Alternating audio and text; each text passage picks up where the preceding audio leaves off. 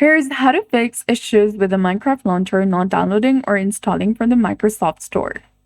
First, you need to close the Minecraft launcher if it's running in the background. Then open the settings. Then select Apps option. From the right-hand side, you'll get the option of System Components. Go ahead and select it. Select Microsoft Store from the list that appears and click on Advanced Options. Scroll down and click on Terminate, and then select Repair. And finally click on Reset. And once this is done, close the settings.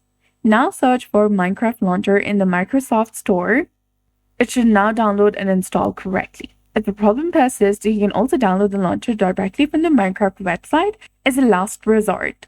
Go to minecraft.net/download to install it correctly. If the installer still does not work, scroll on the Minecraft download page and choose the Windows Legacy option.